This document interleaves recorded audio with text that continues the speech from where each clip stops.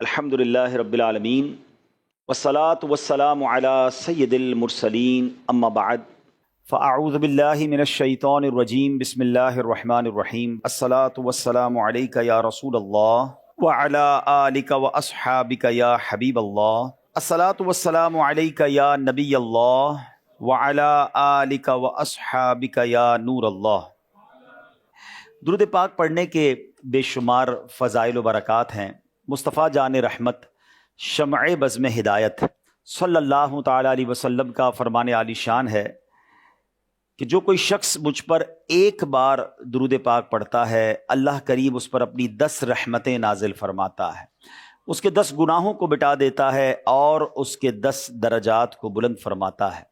آپ ذرا سوچئے کہ دنیا کا دستور یہ ہے کہ جتنا کام زیادہ کریں اتنی آمدنی زیادہ ہوتی ہے، جتنی ایفرٹ زیادہ ہوتی ہے اتنی جناب انکم ہوتی ہے، مگر میرے رب کی رحمت کے اصول بڑے نرالے ہیں۔ کام تھوڑا کریں اور اجر بہت زیادہ عطا فرمایا جاتا ہے۔ اب بیٹھے بیٹھے ہم درود پاک پڑھیں تو نہ کوئی پسینہ بہتا ہے نہ کوئی کیلوریز برن ہوتی ہیں، اور ہر درود پر 10 رحمتیں ملیں، 10 گناہ معاف ہو جائیں، 10 نیکیاں ملیں، 10 درجے بلند ہو جائیں۔ اب ذرا سوچیں نا، دنیا میں لوگ اپنا ایک ایک گریڈ بڑھانے کے لیے کتنی کوشش کرتے ہیں، اور یہاں ہر درود پر 10 درجے بڑھ رہے ہیں۔ تو خوش نصیب وہ ہیں جو چلتے پھرتے اٹھتے بیٹھتے درود پاک کی کثرت کرتے ہیں۔ جب بھی موقع ملے تو فضول باتوں کی بجائے اگر درود پاک اور ذکر و اذکار کر لیا کریں۔ آپ سمجھدار بھی ہیں کہ اگر تھوڑی سی ایفرٹ سے، یعنی مثال کے طور پہ آپ کو یہ کہا جائے کہ جناب یہ والا کام کر لیں تو آپ کے امتحان میں 10 نمبر بڑھا دیے جائیں گے، اچھا یہ والا کام کر لیں تو 20 نمبر بڑھا دیے جائیں گے، تو آپ کہیں گے یار پھر تو سب سے زیادہ توجہ اسی کام پہ دینی چاہیے کہ کچھ بھی نہ کریں اور تھوڑا سا یہ کام کر لیں تو نمبر بڑھ جائیں۔ آپ سوچیں کہ اس میں بہت تھوڑی ایفرٹ ہے اور اجر بہت بڑا ہے۔ ذرا مل کر کہیے سبحان اللہ، اب کہیے الحمدللہ، اور اب کہیے اللہ اکبر۔ 30 سیکنڈز بھی شاید نہیں لگے ہوں گے، ٹھیک ہے؟ مجھے ایک بات کا جواب دیجئے کہ ودن 30 سیکنڈز ہم کتنا دنیا میں ارن کر سکتے ہیں؟ بڑے سے بڑے بلینر کی اگر آپ آمدنی کو دیکھیں اور اس کو اگر آپ ڈویژن کریں کہ منتھلی وہ کتنا ارن کرتے ہیں، پھر اس کو ڈیلی پہ لے آئیں، پھر آور پر لائیں، اور پھر منٹس اور سیکنڈز پر لائیں، تو 30 سیکنڈز میں بہت تھوڑا سا اس کا اماؤنٹ بنے گا۔ But you know what you earn today in those 30 seconds, یہ آپ کو اندازہ ہونا چاہیے۔ میرے نبی علیہ الصلوۃ والسلام کے سچے وعدے ہیں کہ جو ایک بار سبحان اللہ کہتا ہے اس کے لیے جنت میں درخت لگا دیا جاتا ہے، ایک بار الحمدللہ کہے اس کے لیے جنت میں درخت لگ جاتا ہے، ایک بار اللہ اکبر کہے تو جنت میں درخت لگ جاتا ہے۔ تو یعنی ذکر و اذکار is very easy work to get more blessings, to get more good deeds in your book of deed. یعنی سب سے آسان جو نیکیاں ہیں ان میں سے یہ وہ نیکیاں ہیں جو ہمیں ذکر و اذکار کے ذریعے ملتی ہیں۔ تو انسان اگر اللہ تبارک و تعالیٰ کا ذکر کرتا رہے، درود پاک پڑھتا رہے، ہمارا بہت زیادہ ٹائم فضول باتوں میں اور بعض اوقات سوشل میڈیا پہ ضائع ہوتا ہے، تو پلیز تھوڑا سا ٹائم اس سے نکالیں اور اپنی زبان کو ذکر و درود سے تر رکھیں۔ سے فائدہ یہ ہوگا کہ آپ پر رحمتیں بھی برستی رہیں گی اور آپ کی حفاظت بھی ہوتی رہے گی۔ حالات آپ کے سامنے ہیں، ہم بھی چاہتے ہیں جب ہم گھر سے نکلیں تو خیر سے پہنچیں، واپس بھی خیر سے جائیں، پیچھے گھر والے بھی خیر سے رہیں۔ تو درود پاک جو پڑھتا ہے اس پر رحمتوں کا نزول ہوتا ہے، ذکر و اذکار جو کرتا ہے اس پر اللہ کی خاص رحمت ہوتی ہے۔ تو پہلا جو میرا آپ کے لیے مدنی پھول کہہ لیں، پہلا پوائنٹ کہہ لیں، وہ یہ ہے کہ لیٹس اسٹارٹ ذکر و درود، اور زیادہ سے زیادہ پڑھیں اور اس کی برکتیں لوٹیں۔ آئیے محبت کے ساتھ ایک بار درود پاک پڑھ لیں۔ صلو علی الحبیب صلی اللہ تعالی علی محمد صلی اللہ علیہ وسلم۔ بزنس کے نت نئے طریقے، بزنس کے بہت سارے نارمز آپ سیکھتے ہوں گے، اور دنیا بھر میں آج کل کیا نئی ٹیکنالوجیز ہیں، اور دنیا بھر میں کس طریقے سے بزنس کو انکریز کیا جا رہا ہے، کن چیزوں کو سپلائی اور ڈیمانڈ کو دیکھا جا رہا ہے، وہ سب آپ دیکھتے ہوں گے۔ لیکن بینگ اے مسلم ہمیں یہ پتہ ہونا چاہیے کہ میری روزی کا، میرے آنے والی ارننگ کا میرے دین مجھے کیا رہنمائی دیتا ہے۔ اور یہ میں سمجھتا ہوں کہ اسلام کے اصولوں میں بہت بنیادی اصولوں میں سے ایک اصول ہے کہ انسان کو اپنی روزی کو حاصل کیسے کرنا ہے۔ ہماری شریعت نے کسی بھی چیز کو تشنا نہیں چھوڑا ہے۔ The most complete and the most beautiful religion on earth is over Islam. اسلام نے زندگی کے کسی گوشے کو خالی نہیں چھوڑا ہے۔ خود تجارت کے اوپر، مال کمانے کے اوپر، ارننگ کے اوپر قرآن میں حدیث میں کس بریف کے طریقے سے, کس بڑے یوں سمجھے کہ ڈیٹیل کے ساتھ ہمیں سمجھایا گیا ہے کہ ہم سوچیں تو ہمیں اس کا انشاءاللہ بہت کچھ سیکھنے کو ملتا ہے. قرآن مجید فرقان حمید میں اللہ کریم سورہ نساء کے اندر پارہ نمبر 5 میں ارشاد فرماتا ہے یا ایھا الذین آمنو. پہلے تو ایک بات یہ سمجھیے گا کہ قرآن میں more than 6600 آیات ہیں, مگر اپروکسیمیٹلی 89 ٹائمز اللہ کریم نے ڈائریکٹ مومنوں سے بات کی ہے. یا ایھا الذین آمنو کہہ کر, او یو بلیورز, اے ایمان والو. وہ کون ہے؟ وہ ہم ہے نا. یعنی ہم سے ہمارے کریم مولا نے تقریباً 90 بار بات کی ہے قرآن میں. I have a question for all of you. کیا ہم نے وہ قرآن کی آیتیں پڑھ لی ہیں؟ حالانکہ اگر غور کریں تو ہم جب صبح اٹھتے ہیں تو فرسٹ آف آل ہمارے مائنڈ میں نارملی یہ خیال آتا ہے کہ ذرا موبائل پک کروں اور دیکھوں کس کا میسج آیا ہے. شاید آنکھیں پوری نہیں کھل رہی ہوتی ہیں, مگر پہلے موبائل اٹھاتے ہیں اور چیک کرتے ہیں کہ کس کا میسج آیا ہے, اور اس میں بھی ہم نے پریورٹیز بنائی ہوتی ہیں کہ ٹاپ لیول پہ کون لوگ ہیں جن کو پہلے جواب دینا ہے, ہمارے ٹیچرز ہیں یا باس ہیں یا کلوز فرینڈز ہیں یا فیملی ممبرز ہیں. ٹھیک ہے, اس کا مطلب یہ ہوا کہ ہماری زندگی میں لوگوں کے میسجز کی بڑی اہمیت ہے. مگر یہ قرآن تو رب کا پیغام ہے نا, اور قرآن میں اللہ نے ڈائریکٹلی مجھ سے اور آپ سے 89 ٹائمز بار بات کی ہے. ایٹ لیسٹ کیا یہ حق نہیں بنتا کہ ہم ان 89 آیتوں کو پڑھ لیں اور سمجھے تو صحیح کہ اللہ نے مجھے کیا کہا ہے؟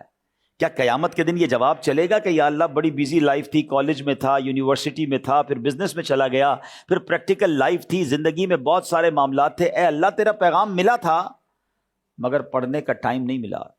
کیا یہ جواب چلے گا؟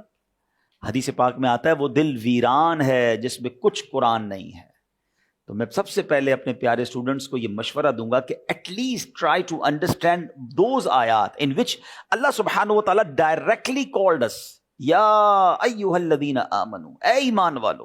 اور انہی میں سے ایک آیت ہمیں ٹریڈنگ کے حوالے سے, حلال روزی کے حوالے سے, اپنی ارننگ کے حوالے سے قرآن کیا کہہ رہا ہے. اللہ فرماتا ہے یا ایھا الذین آمنو, اے ایمان والو, لا تأکلوا اموالکم بینکم بالباطل, اے ایمان والو آپس میں ایک دوسرے کے مال ناحق نہ کھاؤ, الا ان تکون تجارتا ان تراض منکم, فرمایا مگر یہ کہ کوئی سودا تمہاری باہمی رضامندی کا ہو. ناجائز مال کسی کا نہیں کھانا ہے, کوئی ڈیل ہو, کوئی جائز طریقے سے تمہیں ارننگ ہو, وہ تمہارے لیے حلال ہے.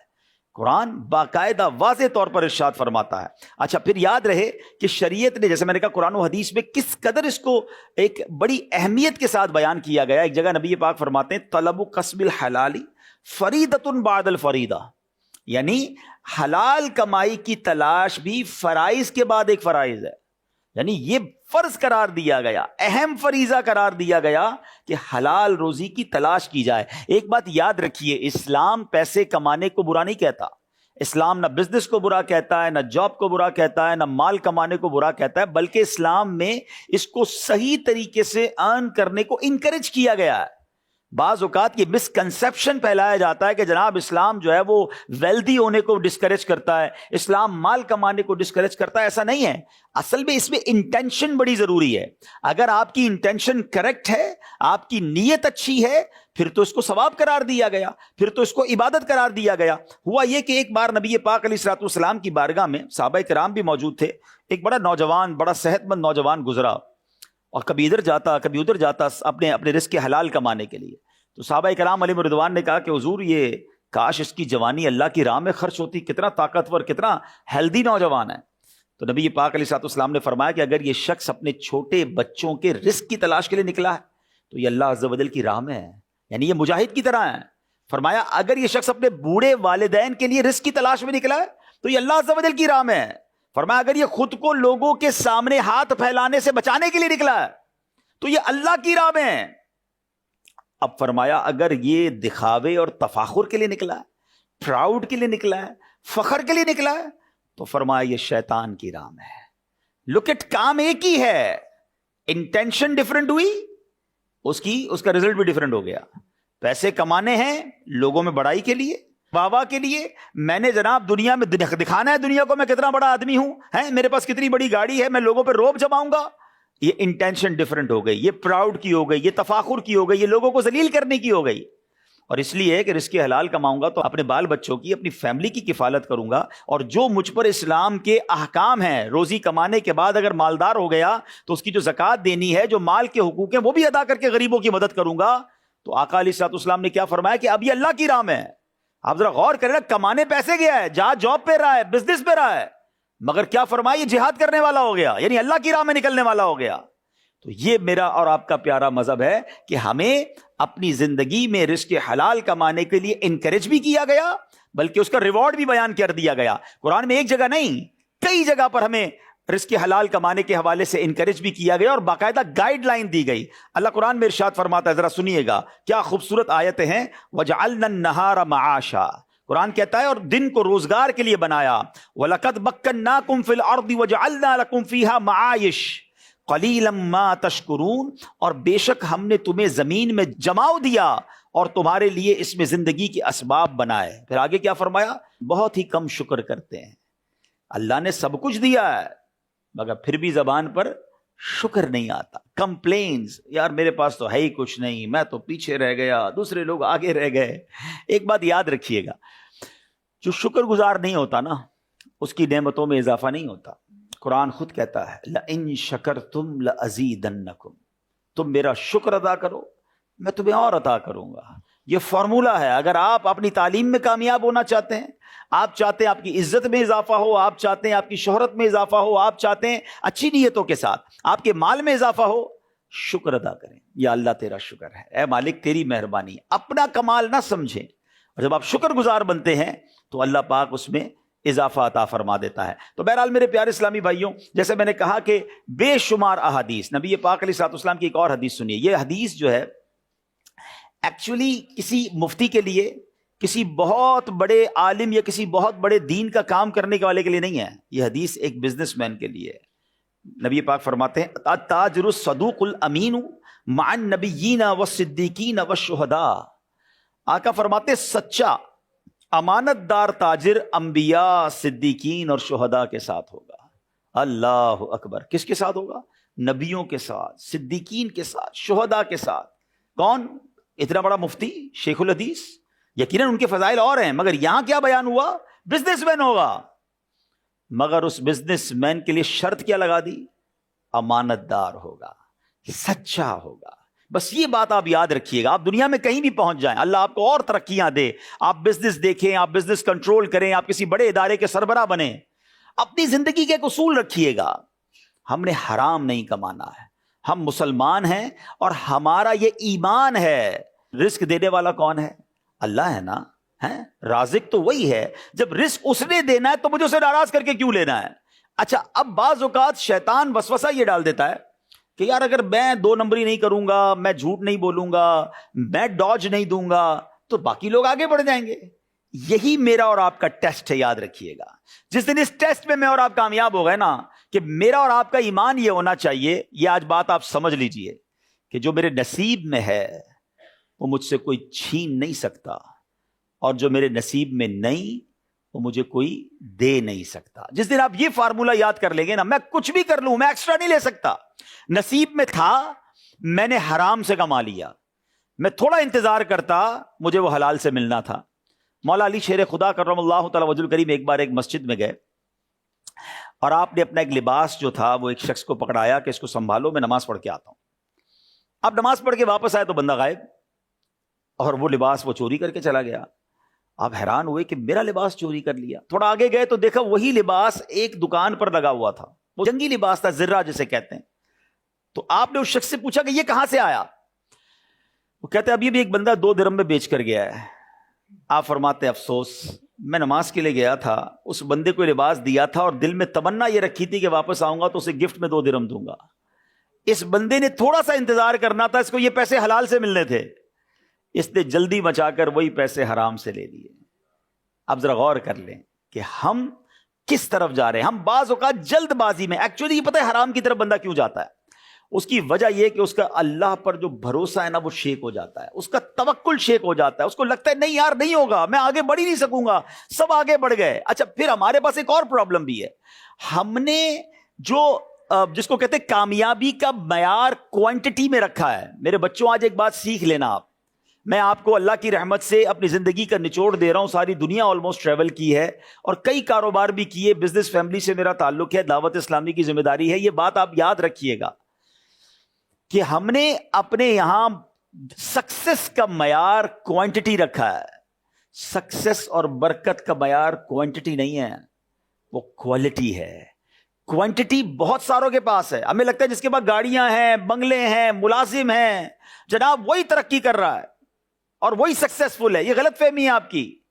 ابھی ہم بیٹھے تھے وی سی صاحب کے مکتب میں نے ان کو بتایا کہ میں ایک اربوں پتی شخص سے تھوڑے دنوں پہلے ملنے گیا. انہوں نے کہا آپ آئیے ذرا گھر پہ دعا کرنی ہے. اور جب گیا تو پتا چلا کہ ان کو ایک ایسی پرابلم ہو گئی.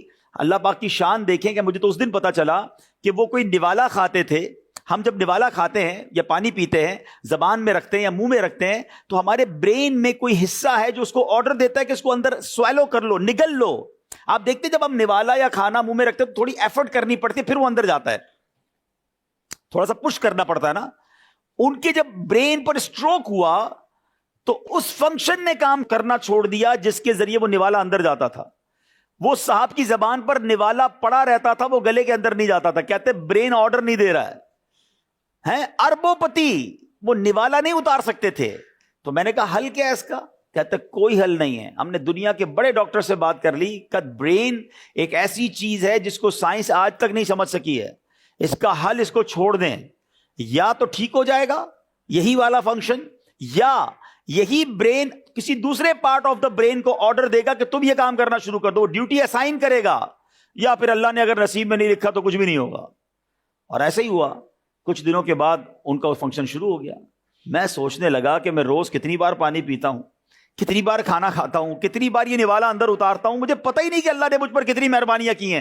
صرف اس ایک فنکشن کو روک لیا جائے, اربوں روپے ہوں اور نوالا نہ کھا سکوں. برکت ہے, کامیابی ہے. آپ کو اندازہ اصل میں نہیں ہے نا, کیونکہ ہم سمجھتے ہیں یار جس کی بہت ساری گاڑیاں, بڑے نوکر چاکر, بڑے بنگلے, کامیاب تو وہ ہے, مجھے بھی وہی بننا ہے چاہے وہ حرام سے بن جاؤں. تو ایکچولی جو لائف کا مزہ ہے نا وہ کوالٹی میں ہے. آپ سکون سے سوتے ہیں, آپ حلال کماتے ہیں, آپ دیندار ہیں, آپ کی فیملی نمازی نیک ہے, دیٹس اٹ. اس کے پیچھے نہ بھاگیں کہ جناب جب تک کوانٹٹی نہیں ہوگی میں کامیاب نہیں ہوں گا. تو پھر قارون سے زیادہ پیسے کس کے پاس تھے؟ آج کہاں ہے وہ؟ دھسا دیا گیا نا. حرام پیسے کمانے والے تو بہت سارے آئے دنیا میں. اپنی زندگی کا گول ایک رکھیں کہ آپ چاہے جاب کریں چاہے آپ بزنس کریں, مجھے حرام نہیں کمانا ہے. میں آگے جا کے انشاءاللہ آپ کو حرام کے کچھ مزید کانسیکوینسز بتاؤں گا کہ یہ کس قدر برا عمل ہے. مگر اس سے پہلے ذرا یہ سمجھتے ہیں کہ انبیاء اکرام علیہ السلام, جیسے میں نے کہا نا کہ اسلام انکریج کرتا ہے اپنے ہاتھ سے روزی کمانے, بزنس کرنے, جاب جو بھی آپ کریں حلال طریقے سے کمائیں. ہمارے انبیاء اکرام نے بھی پیشے اختیار کیے. سبحان اللہ. حضرت آدم علیہ السلام کپڑا سازی کرتے تھے اور بعد میں کھیتی باڑی کی. حضرت نوح علیہ السلام کا لکڑی کا پیشہ تھا. حضرت ادریس جو ہے وہ کپڑے سیا کرتے تھے. حضرت ہود اور حضرت صالح علیہ السلام تجارت کرتے. حضرت ابراہیم اور لوط علیہ السلام کھیتی باڑی, اور حضرت شعیب علیہ السلام جانور پالتے تھے. حضرت موسیٰ کلیم اللہ ہیں مگر بکریاں چراتے تھے. حضرت داؤد علیہ السلام یہ فوجی سامان بناتے تھے جو لوہے سے کپڑے بنائے جاتے ہیں. یعنی آپ سوچیں کہ اللہ کے انبیاء ہیں مگر پھر بھی کام کیا. اس سے دو چیزیں سیکھنے کو ملتی ہیں کہ کام کوئی بھی غلط نہیں ہوتا ہے, کام کوئی چھوٹا نہیں ہوتا ہے. حلال ہے, ایز فار ایز اٹس حلال لیٹس ڈو اٹ. ہم میں سے بعض اوقات کوئی بہت بڑا کام کرنے کے چکر میں انتظار کر رہے ہوتے ہیں اور ان کے پاس بہت ساری اپارچونٹیز آگے سے نکل جاتی ہیں. آج دنیا کے بہت بڑے بزنس مین آپ کو ملیں گے جنہوں نے بہت چھوٹے کام سے کام شروع کیا تھا اور آج وہ بلینرز ہیں, آج ان کی فیکٹریز ہیں. انہوں نے یہ نہ سوچا کہ میں جب تک جناب بڑا کام نہیں ملے گا میں چھوٹا بھی نہیں کروں گا.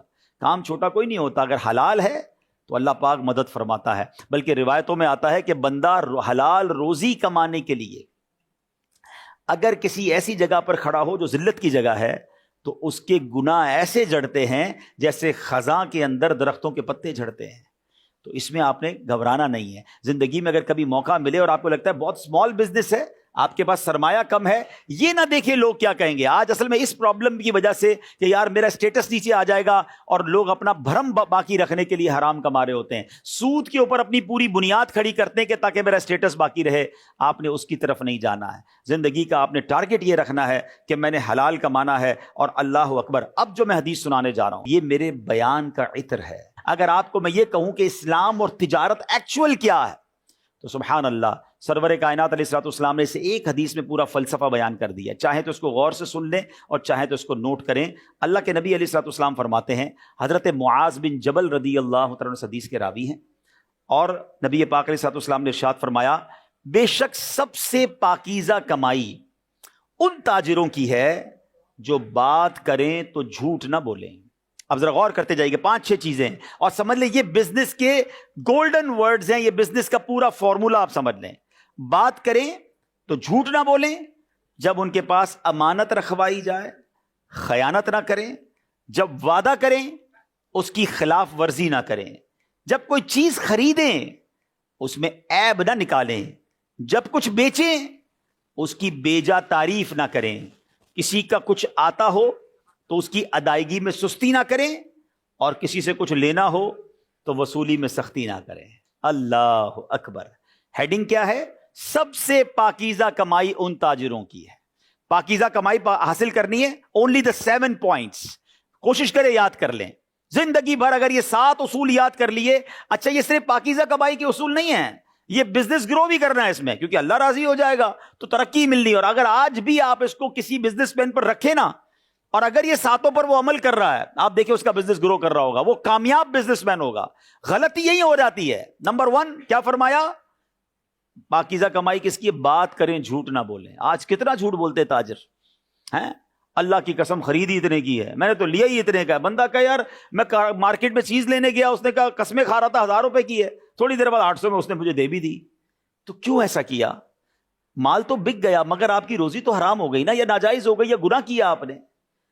جھوٹ نہیں بولنا ہے تجارت میں. فرمایا امانت رکھی جائے تو خیانت نہ کریں. یہ بہت بڑا مسئلہ ہے. حساب کتاب میں ڈنڈی مار رہے ہوتے ہیں، کوئی چیز کوئی بھول جائے تو بندہ کہتا ہے چلو وہ بھول گیا میری ہو گئی. نہیں، مومن امین ہوتا ہے. اللہ کے نبی علیہ الصلوۃ والسلام نے بھی تجارت کی ہے، یاد رکھیے گا. آپ کو کس چیز کی کمی تھی؟ آپ تو دعا فرماتے جنت کی نعمتیں آ جاتی. یہ ساری کائنات بنائی آپ کے لیے گئی ہے نا. He is the reason of the all creation. آپ تو وجہ تخلیق کائنات تھے، مگر تربیت کیا ہوئی ہماری کہ آپ نے بھی بزنس کیا، آپ نے بھی رزق حلال کے لیے کوشش کی. تو آپ کو لوگوں نے کیا کہا اس کے بعد؟ امین. آپ صادق تھے، امین تھے. سچ بولنے والا کیا ہوتا ہے؟ صادق ہوتا ہے نا. پہلا اصول کیا؟ جھوٹ نہ بولیں. تو اس کا مطلب صادق ہونا چاہیے بندہ. دوسرا اصول کیا بیان کیا؟ امانت دار ہونا چاہیے. امانت دار کون ہوتا ہے؟ امین. تو جو نبی پاک کے القابات تھے، پہلے تو دونوں سٹیپ پہ وہ عمل کرنا ہے. اب آپ تیسرے پہ آ جائیں تو فرمایا کہ وعدہ کریں تو خلاف ورزی نہ کریں. اللہ اکبر. یہ ایسا پرابلم ہے نا آج کے، اور وہ بزنس مین برباد ہی وہی ہوتے ہیں. کل لے لو، ہاں بس پیسے پرسوں پیسے لے لو، فکر ہی نہ کرو، آپ کا کام ہو جائے گا، آپ کا مال تیار ہو جائے گا. یہ جتنے جھوٹے وعدے کرنے والے ہوتے ہیں، 1-2 بار تو ان کی ڈیل ہو جاتی ہے، آگے کوئی ان کو آرڈر نہیں ملتا، آگے ان کے ساتھ کوئی کام کرنا پسند نہیں کرتا. اگر آپ اپنے وعدے پورے کرتے ہیں، اچھا آپ خود دیکھ لیں آپ کس سے پرچیز کرنا پسند کرتے ہیں. کیا جو ٹائم دیتا ہے، ٹائم پہ پیسے دے دیتا ہے، ٹائم پہ چیزیں مل جاتی ہیں، آرڈر ٹائم پہ کمپلیٹ ہو جاتا ہے. اب تو آن لائن آرڈر کا زمانہ ہے، ٹھیک ہے نا. تو آن لائن آرڈر میں کیا ہوتا ہے؟ آن لائن آرڈر میں بھی یہی ہوتا ہے کہ آپ جناب جو ہے وہ جو ٹائم پہ ڈلیوری دیتا ہے آپ اس کے ساتھ کام کر رہے ہوتے ہیں. تو کیا فرمایا؟ وعدہ کریں تو پورا کریں. 3rd جو اصول تھا. 4تھا فرمایا جب کوئی چیز خریدیں اس میں عیب نہ نکالیں. یہ بڑا پرابلم ہے. خریدنے گئے، بھائی تمہاری چیز تو ہے ہی گھٹیا، تمہارا تو مال ہی ٹھیک نہیں ہے. تو اب آپ سوچیں کہ آپ خریدتے وقت اس کے مال میں عیب نکال رہے ہیں، حالانکہ وہ عیب نہیں ہے تاکہ ریٹ کم ہو جائے. یہ غلط ہے. پھر فرمایا بیچیں تو اس کی بیجا تعریف نہ کریں. سبحان اللہ، ماشاء اللہ، ہماری پروڈکٹ تو بہت اچھی ہے، 100% اچھی ہے، اتنی قسمیں کھائیں گے، گھر آ کے دیکھو تو چیزیں خراب نکلتی ہیں. فرمایا یہ نہ کریں. 4 ہو گئی. پھر فرمایا کسی کا آتا ہو تو اس کو دینے میں سستی نہ کریں. پیمنٹ آ گئی، ٹائم آ گیا، ٹائم پہ دے دیں. آپ نے وصول کر دیں تو سختی نہ کریں. کاش یہ 6-7 اصول یاد ہو جائے نا. You will be the successful business man. آپ کو پتہ ہے مجھ پر اور آپ پر کتنی بڑی ذمہ داری ہے اور یہ کتنی بڑی مہربانی بھی ہے. حضرت موسیٰ علیہ نبینا علیہ الصلوۃ والسلام ایک بار تورات کی تلاوت کر رہے تھے. تلاوت کرتے کرتے ایک مقام پر پہنچے تو آپ نے اللہ سے کہا یا اللہ میں نے تورات میں پڑھا ہے کہ ایک امت ایسی آئے گی کہ جو نیکی ایک کرے گی ثواب 10 گنا ملے گا، یا اللہ وہ امت میری کر دے. اللہ نے فرمایا موسیٰ وہ امت میرے آخری نبی جناب احمد مجتبیٰ کی امت ہے. تھوڑا آگے پڑھا، پھر اللہ سے کہا یا اللہ میں نے تورات میں پڑھا ہے ایک امت ایسی آئے گی کہ جس کی شفاعت کی جائے گی، اے رب کریم وہ امت میری امت لکھ دے. ارشاد ہوا اے موسیٰ یہ میرے آخری نبی کی امت ہے. آپ نے کہا یا اللہ میں نے تورات میں پڑھا ہے ایک ایسی امت بھی آئے گی جس کو آخری کتاب دی جائے گی اور وہ کتاب پوری یاد بھی کر لیں گے، اے اللہ وہ امت میری امت کر دے۔ ارشاد ہوا ہے موسیٰ وہ آخری نبی کی امت ہے۔ حضرت موسیٰ نے پتہ ہے آخر میں کیا کہا کہ یا اللہ جس امت کا اتنا اعزاز ہے پھر مجھے بھی اس امت میں شامل کر دے۔ موسیٰ کلیم اللہ کہہ رہے ہیں کہ یا اللہ مجھے بھی پھر آخری نبی کا امتی بنا دے۔ میں اور آپ اس نبی علیہ الصلوۃ والسلام کے امتی ہیں کہ جس کی امت میں آنے کے لیے نبی تمنا کرتے، میری خوش قسمتی میں تیرا امتی، تو کجا من کجا۔ آپ سوچیں کتنی بڑی مہربانی کی گئی۔ اچھا میں آپ سے ایک سوال اور کروں گا، از دیر اینی بڈی کہ جس نے پیدا ہونے سے پہلے اللہ سے کہا تھا یا اللہ نبی پاک کی امت میں شامل کرنا، without asking, without any demand? ہمیں رب نے اتنا بڑا انعام دے دیا۔ میں اور آپ نبی پاک سے 1000 سال پہلے بھی پیدا ہو سکتے تھے، کسی اور نبی کے امتی بھی ہو سکتے تھے، بن مانگے ہمیں نبی پاک کا امتی بنا دیا۔ اب کوئی ذمہ داری نہیں بنتی؟ ایٹ لیسٹ ایسے تو بن جاؤ نا کہ زندگی میں کہیں بھی مجھے دیکھ کر کوئی کہے کہ یار امتی ایسا ہے تو نبی کیسے ہوں گے؟ سچا ہے، ایماندار ہے، کاروبار کرتا ہے تو سچی بات کرتا ہے، پڑوسی ہے تو پولائٹ ہے، نرم ہے۔ ہمارے اخلاق بتائیں، لوگ پوچھیں کہ یار یہ نرمی، یہ مسکراہٹ، یہ ایمانداری، یہ سچائی کہاں سے سیکھی؟ تو ہم بتائیں جناب رسول اللہ ہمارے آخری نبی کی تعلیمات ہیں۔ مگر آج ہو کیا رہا ہے؟ لوگ کہتے ہیں یار غیر مسلموں سے کام کر لو، مسلمانوں سے نہ کرنا۔ آج ہماری پروڈکٹس کا کیا حال ہے؟ انفارچونیٹلی ہم پاکستانی ہو کر اپنی پروڈکٹ نہیں خریدتے۔ میڈ ان باہر کی چلے گی، میڈ ان پاکستان نہیں چلے گی، made in any Islamic country نہیں چلتی ہمیں۔ کیوں؟ ہمیں دوائیوں میں ڈر لگ رہا ہوتا ہے۔ اس کو کون دور کرے گا؟ اچھا یہ دیکھیں میری بات سنیں، ہم بازوں کا جب یہ بات کرتے کہہ رہے ہیں پورے آبے کا آبا ہی بگڑا ہوا ہے، کون سدھارے گا؟ نہیں میرے بچوں، اپنے حصے کا چراغ سے، آپ مستقبل ہیں، آپ ہماری آنے والا فیوچر آپ ہیں، آپ نے سنبھالنا ہے اس ملک کو۔ لیکن اسلام کے ایسے داعی اور علم بردار بن کے جائیں کہ یار اچھا یہ نہ سوچا کرے یار سب خراب ہے تو میں اکیلا کیا کر سکتا ہوں، نہیں مجھے اپنی قبر میں تو اکیلے جانا ہے نا، ایسا تو ہے نا۔ اپنے حصے کا تو چراغ جلاؤ، یہ چراغ جلیں گے تو روشنی ہوگی نا۔ فرد سے معاشرہ بنتا ہے، ریفلیکشن آتی ہے، اچھے لوگوں کو دیکھ کر لوگ اچھا کام شروع کر دیتے ہیں، سارے برے لوگ نہیں ہوتے۔ لیکن اگر نوجوان یہ بیڑا اٹھا لیں کہ یار ہم نے حرام کی طرف نہیں جانا ہے، ہم نے اللہ کو ناراض نہیں کرنا ہے، ہم نے ایک دھوکہ نہیں دینا ہے۔ نبی پاک علیہ السلام کی حدیث ہے مسلمان وہ ہے، مومن وہ ہے جو اپنے لیے پسند کرتا ہے وہ دوسروں کے لیے پسند کرتا ہے۔ آپ پسند کرتے ہیں آپ کو دھوکہ دیا جائے؟ آپ پسند کرتے ہیں آپ کو ملاوٹ والا مال ملے؟ آپ پسند کرتے ہیں کہ آپ کو 100 کی چیز 1000 میں بیچ دی جائے جھوٹ بول کر؟ آپ پسند کرتے ہیں کہ آپ کے پیسے جناب دیر سے دیے جائیں، آپ کے پیسے دبا لیے جائیں، آپ کی زمینوں پر قبضہ کیا جائے؟ جب آپ پسند نہیں کرتے تو آپ دوسروں کے لیے کیوں پسند کرتے ہیں کہ یار میں اپنا مال جتنے میں بھی چاہے بیچوں، جھوٹ بول کے بیچوں، ملاوٹ کر کے بیچوں؟ نہیں، مومن وہ ہوتا ہے جو میں اپنے لیے پسند کروں وہ دوسروں کے لیے پسند کروں۔ امام اعظم ابو حنیفہ کتنے بڑے امام ہیں۔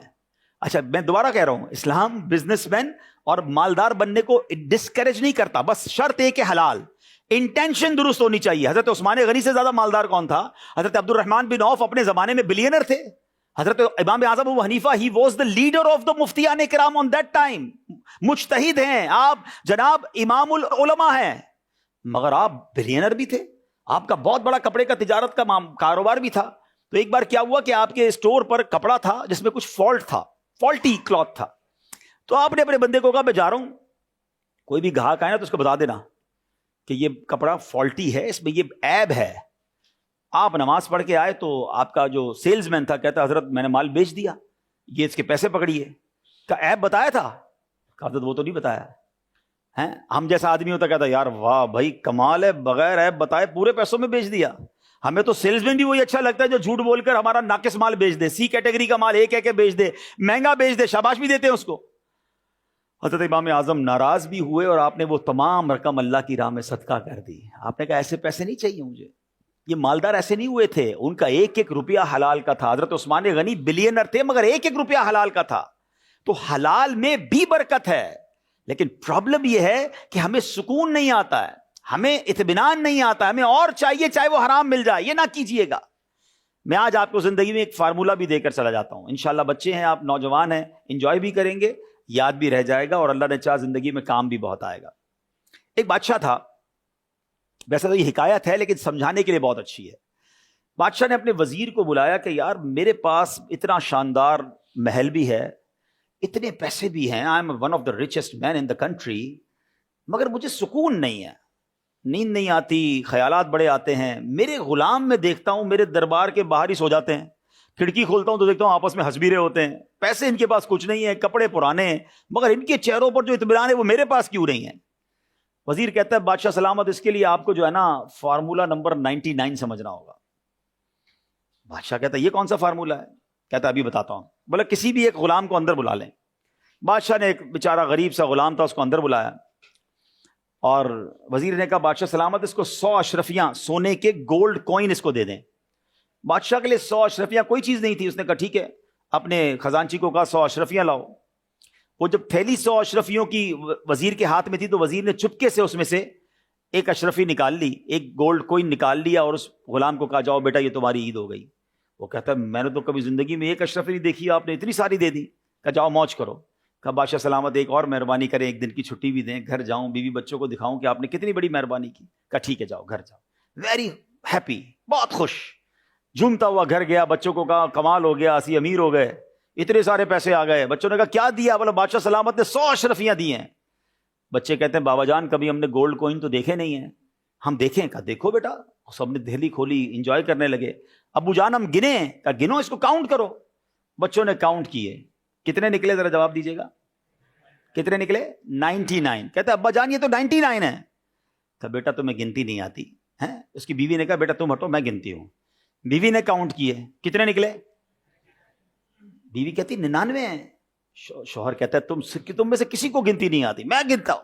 اس نے گنے, کتنے نکلے؟ پھر 99. اب جناب بیوی تو بیوی ہوتی ہے, کب بدبخت آدمی کبھی سونے کی اشرفیاں دیکھی تھی؟ بادشاہ نے 100 دی, تم راستے میں گرا کر آ گئے, تمہیں اندازہ ہی نہیں ہے کہ ایک اشرفی کی قیمت کیا ہے. کہ نہیں میں سینے سے لگا کر آیا ہوں, میں کدھر گرا, ادھر ہی کہیں گری ہوگی, بچوں نے گرا دی ہوگی. اب بستر اٹھا, ٹیبل اٹھی, کرسیاں اٹھی, ساری رات گھر میں جھگڑا. بیوی بھی تانے دیتی رہی, بچے بھی برا بھلا کہتے رہے, خود بھی سوچتا رہا کہ ایک زندگی میں ایک اشرفی نہیں کما سکا, ایک کھو کیسے دی میں نے. صبح ہوئی تو آنکھیں لال, ساری رات تو سویا نہیں, تھکا چہرہ, بادشاہ کے دربار میں گیا. بادشاہ نے کہا تو روز میری فٹ پاتھ پر سکون سے سوتا تھا, چہرے پہ مسکراہٹ, اتنے تجھے پیسے دیے, تیرے چہرے کا کیا حال ہے؟ کہتا بادشاہ سلامت بس کیا بتاؤں, غلطی ہو گئی, بڑا بدبخت آدمی ہوں, آپ نے تو بڑی مہربانی کی, 100 اشرفیاں دی, میں نے کہیں راستے میں گرا دی, بیوی مجھ سے الگ ناراض, بیوی بچے الگ پریشان, میں ساری رات اسی سوچ میں سو نہیں سکا. وزیر نے جیب سے وہ اشرفی نکالی, کا بیٹا وہ میرے پاس تھی, یہ لے جاؤ اور جاؤ. وہ چلا گیا. دین واٹ دا وزیر سیڈ ٹو بادشاہ, یہ سمجھیے گا جو مجھے آج آپ کو سمجھانا ہے. کہ بادشاہ سلامت کوئی بات سمجھ آئی آپ کو؟ کہتا کیا کہنا چاہتے ہو؟ کہ حضور بات یہ ہے کہ اس بندے کے پاس 99 تھی, ایک جو نہیں تھی نا اس کی وجہ سے یہ رات بھر نہیں سو سکا. جو نہیں تھا اس پر پریشان رہا, جو تھا اس پر انجوائے نہیں کیا. آپ کا پرابلم بھی یہ ہے, آپ کے پاس بہت کچھ ہے مگر آپ خوش اس لیے نہیں ہے کہ جو آپ کے پاس نہیں ہے نا آپ اسی کے بارے میں سوچتے رہتے ہیں. یہی ہمارا فارمولہ ہے. ہمارے پاس گھر ہے مگر چھوٹا ہے نا, بڑا کیوں نہیں ہے؟ سائیکل ہے مگر موٹر سائیکل کیوں نہیں ہے؟ موٹر سائیکل تو ہے مگر گاڑی کیوں نہیں ہے؟ گاڑی ہے مگر پرانے ماڈل کی ہے, نئی کیوں نہیں ہے؟ موبائل ہے پرانا ہے, نیا کیوں نہیں آیا ابھی تک؟ ہم اسی ٹینشن میں, جو ہے اس پر خوشی نہیں ہے. میں آپ کو اس کو ایک اور طریقے سے سمجھاتا ہوں. ایک شخص تھا, بڑا غریب سا آدمی تھا, سائیکل پہ روز کام پہ جاتا تھا, 1 گھنٹہ اسے سائیکل چلانے میں لگتا تھا, بڑے مزے سے زندگی گزر رہی تھی. ایک دن اس نے سگنل پر دیکھا موٹر سائیکل برابر میں آ کے رکی. کہتا یار سواری تو یہ ہے, 1 گھنٹہ پیڈل مارتا ہوں, یہ 15-20 منٹ میں پہنچ جاتا ہے. اب پیسے جمع کیے, بڑی کوششیں کی, قسطوں پہ موٹر سائیکل دی, بہت خوش, دوستوں کو مٹھائی بھی کھلائی. اب جناب 15-20 منٹ میں کام پہ پہنچنے لگا, بچوں کو گھماتا بھی تھا, بہت انجوائے کرنے لگا. تھوڑے دنوں بعد سگنل پہ, اسی سگنل پہ موٹر سائیکل رکی تو برابر میں آ کے گاڑی رکی. کہتا یار یہ تو پٹیچر سواری ہے میری, روز کپڑے گندے ہوتے ہیں, دھوپ میں جاتا ہوں, یہ دیکھو مزے سے گاڑی کے اندر بیٹھ کے جاتے ہیں, زندگی تو اس گاڑی والے کی ہے. اب جناب پھر پیسے جمع کیے, قرضے لیے, چھوٹی سی الٹو لے لی, FX لے لی. جب گاڑی لی تو بہت خوش, محلے والوں کو بریانی بھی کھلائی, مقروض بھی ہو گیا. تھوڑے دن تو بڑے انجوائے کیے. اسی سگنل پہ جب FX رکی تو برابر میں کرولا رکی. کہتا یار یہ کون سی گاڑی ہے, میں ہینڈ گیئر بھی کہہ رہا, میں مینول گیئر لگاتا ہوں, شیشے بھی ہاتھ سے چڑھاتا ہوں, یہ بٹن کے ذریعے آٹومیٹک شیشے اوپر جا رہے ہیں, آٹومیٹک گاڑی, ایئر کنڈیشن, میری تو گاڑی پٹیچر ہے, بیکار گاڑی ہے میرے پاس. تو میں جو سمجھانا چاہ رہا ہوں نا, اس چکر میں رہو گے تو اپنی زندگی کو خراب کر لو گے. ہمیشہ زندگی میں انجوائے کرنا ہے نا. آج فارمولہ لے جاؤ میرے بچوں, نعمتوں میں اپنے سے پیچھے والوں کو دیکھیں. آپ کے پاس گھر ہے نا, لوگوں کے پاس گھر بھی نہیں ہے. آج رات آپ کسی بستر پر سوئیں گے, آج بھی آپ کے شہر کراچی میں کچھ لوگ روڈ پہ سوئیں گے. آپ میں سے سب نے ناشتہ تو کیا ہوگا, کچھ نے دوپہر کا کھانا بھی کھا لیا ہوگا. اس وقت تک بھی کراچی میں ایسے لوگ ہیں جنہوں نے کچھ نہیں کھایا ہوگا. اس آڈیٹوریم میں سب لوگ اپنے پیر پہ چل کر آئے ہیں, کئی ایسے ہیں جن کے پاس پیر نہیں ہیں. اللہ کی نعمتوں کا کبھی ادراک کرنا ہونا, کبھی جاتے آتے کسی جنا ہاسپٹل, سول ہاسپٹل کے ایمرجنسی وارڈ کا چکر لگا دیں, آپ کو لگ پتا جائے گا کہ لوگ کتنے پریشان ہیں. بیماریاں کہتے کس کو ہیں, کیوں شکر ادا نہیں کرتے, کیوں انجوائے نہیں کرتے لائف کو. آپ پریشان ہی رہو گے اگر آپ اس ریس میں لگ گئے نا کہ مجھ سے آگے لوگ ہیں, آپ کبھی بھی سکون میں نہیں آؤ گے. آپ لینڈ کروزر لوگے, آپ کو V8 نظر آئے گی, آپ V8 لوگے, آپ کو پرائیویٹ ایئر کرافٹ نظر آ جائیں گے. لوگوں کے پاس بہت کچھ ہے, یہ سیر پہ سوا سیر والی کہانی ختم ہی نہیں ہونی. انجوائے کرو جو رب نے تمہیں دیا ہے, وہ کروڑوں سے اچھا دیا ہے. اگر اس پر جس دن اطمینان نصیب ہو گیا نا, آپ حرام کی طرف نہیں جاؤ گے. حرام بند کے لیے بندہ جاتا ہی جب اس کو اطمینان نہیں ہوتا ہے. پلیز اپنی زندگی کا ایک گول بنائیں. جب بھی آپ کو اپنی نعمتیں کیلکولیٹ کرنی ہو نا, اپنے سے پیچھے والوں کو دیکھو. لوگ بہت پریشان ہیں, میں اور آپ بہت سخی ہیں. اور اگر نیکیوں میں دیکھ رہے ہیں تو اپنے سے آگے والوں کو دیکھیں. یار لوگ تہجد پڑھ رہے ہیں, میں نہیں پڑھ رہا. لوگ قرآن کے حافظ ہو گئے, مجھے قرآن پڑھنا نہیں آتا. لوگ دین کا کام کر رہے ہیں, میں کچھ نہیں کر رہا. یہ دیکھیں تاکہ آپ نیکیوں میں آگے بڑھیں اور نعمتوں میں مطمئن رہو گے تو حرام کی طرف نہیں جاؤ گے. آخری دو باتیں کر کے اپنی بات کمپلیٹ کر دیتا ہوں. ایک حلال کے لیے حدیث اور ایک حرام کے لیے, اور دونوں بڑی کمال کی ہیں. حضرت سیدنا سعد بن ابی وقاص, کون سے صحابی ہے یہ؟